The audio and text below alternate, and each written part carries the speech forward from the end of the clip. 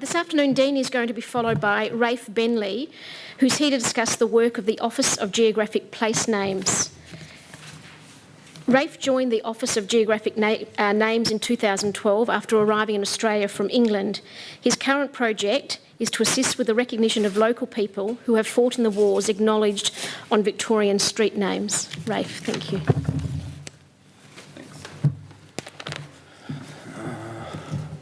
Hi everybody, my name is Rafe Benli. I work for the Office of Geographic Names. I've come here to talk to you today about the Anzac Commemorative Naming Project. This state-backed Anzac Centenary project recognises the 100-year anniversary of the first Anzac landings at Gallipoli in 1915. It commemorates a century of Anzac tradition by acknowledging the men and women who have served in an operational capacity in the Australian and New Zealand Defence Forces, all those in the community that have displayed the Anzac spirit. They will be honoured in the naming of roads, geographic features and localities.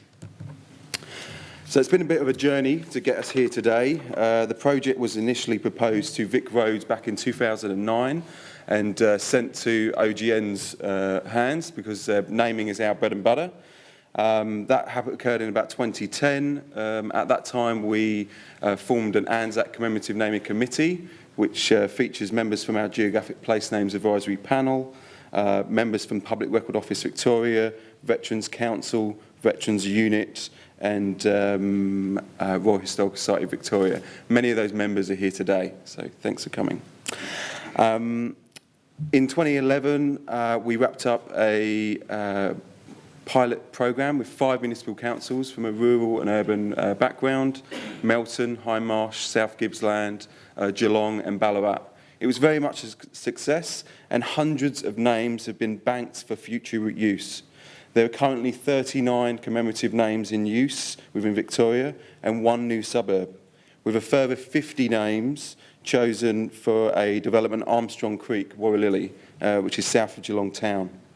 The project has seen us visit Canberra, the Anzac Centenary working groups, and we've had both past and present Premier support. The project was officially launched by the Honourable Hugh Delahunty, Minister for Veterans Affairs, in April 2013, with the announcement of $103,000, the vast majority of which is provided back to councils. So OGN has done a pretty extensive engagement strategy. We've gone out to all 300 plus historical societies. We've gone out to over 2,000 state schools. Every RSL sub-branch in Victoria has been informed. Both Geography and History Teachers Association Victoria, developers at Urban Development Institute Australia Victorian branch, Public Record Office and OGN newsletters, and we've been getting the message out to CEOs, OGN contacts, surveyors, developers, subdivision officers. So fairly broad consultation. I guess the key on everyone's the question on everyone's lips, excuse me, we're not expecting councils to do all the work, hence the extensive consultation strategy. Should really be business as usual for councils, and that is ensuring compliance to the guidelines for geographic names of name proposals that are submitted from the community. I essentially see there being 2 groups, researchers and councils. Council's role is to engage with its community via newsletters, local papers, holding public forums, maybe via your Facebook and Twitter feeds. Researchers, including schools, historical societies, RSLs and general members of the public, seek out names worthy of commemoration and their history.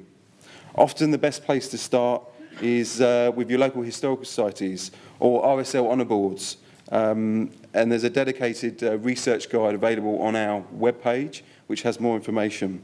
The picture here is of the Roll of Honour with a sample of names on there in Ballarat.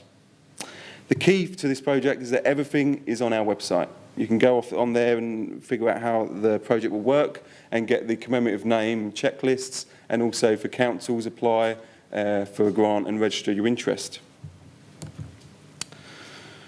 So what can you name? Well, the project will see the naming of roads, geographic features and localities, but it's not just road naming.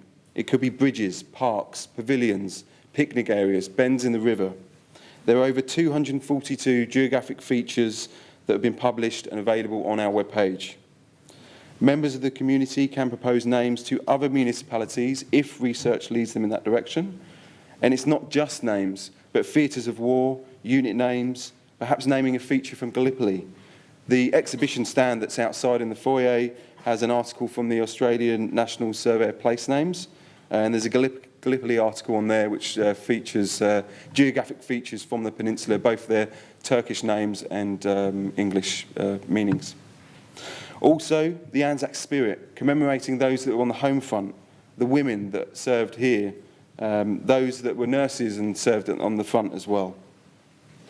The picture here is of the Lucas factory girls. They planted Ballarat's Avenue of Honour, and they've now been commemorated in the naming of a suburb called Lucas. And all of the roads within that new suburb are named after the veterans from the Avenue of Honour. So all of the roads and geographic features will have commemorative names.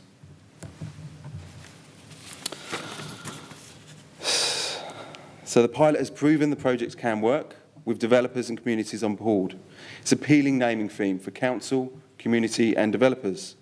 Whether names are used now or for future use, names can be banked, essentially creating a compendium of names. The end result, the possibility of naming new streets, features and localities in time for the centenary, with the history behind the name preserved within Vic Names, the state's official register of all road and geographic feature names. A worthy commemoration of the sacrifices made by Victorians. So here's some stats from Office of Geographic Names. I have a better picture out in the foyer, so please come see me afterwards if you're interested to see who's taken part. Dark blue are those councils that have received grants. Light blue are those that have registered and no grant application yet received. White, no information has been received. And red are those that are not participating at this time. In total, we have 50 councils registered for the project, with 26 grants issued, 24 yet to submit a grant application, and 25 have shown no interest, so I will be following up with them at the end of March. The deadline for grants from our office will be the end of April. I urge those that have yet to submit a registration of interest or a grant application to get in touch.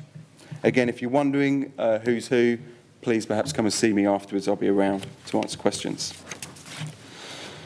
Again, all the information you need to participate in this project is available on our dedicated webpage, and there are links on the Anzac Centenary Vic website.